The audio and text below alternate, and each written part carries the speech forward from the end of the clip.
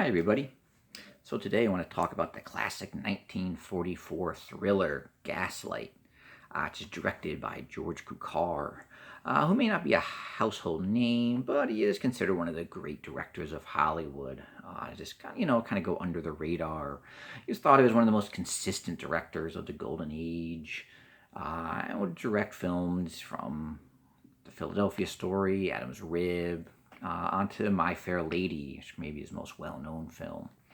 He also was labeled a woman's director, and this movie, I guess, is not an exception to that, as it stars Ingrid Bergman in what would earn her her first Academy Award. Here she stars as a woman who gives up her promising musical career in Italy to marry Charles Boyer's character.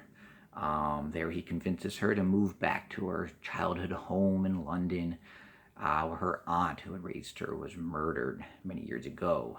Of course, it turns out that Boyer's character has some nefarious reasons for this, as those who are familiar with the term gaslight or gaslighting might be able to figure out. Anyway, so this film's actually a remake of the British film from 1944, also titled Gaslight. And both are based on the 1938 play by Patrick Hamilton.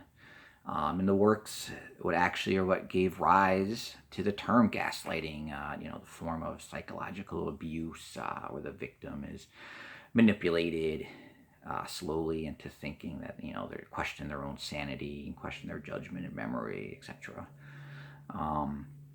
So MGM, the studio, would also try to suppress the prints of the British version.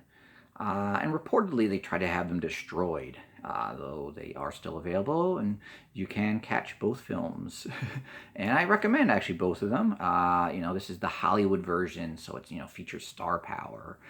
Of course, Boyer is a Hollywood icon, and Ingrid Bergman, who, already was known from Casablanca and would go on to a long career filming in such movies, nominated for Joan of Arc, Murder on the Orient Express, just to name a few. A couple of Hitchcock classics too, Notorious and Spellbound.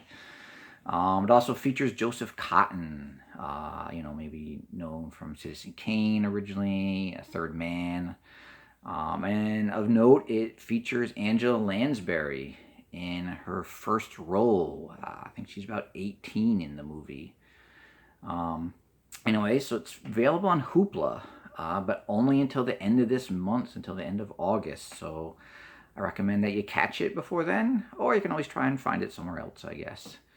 And if you can catch the original one too, I recommend that also. Anyway, I hope you enjoy.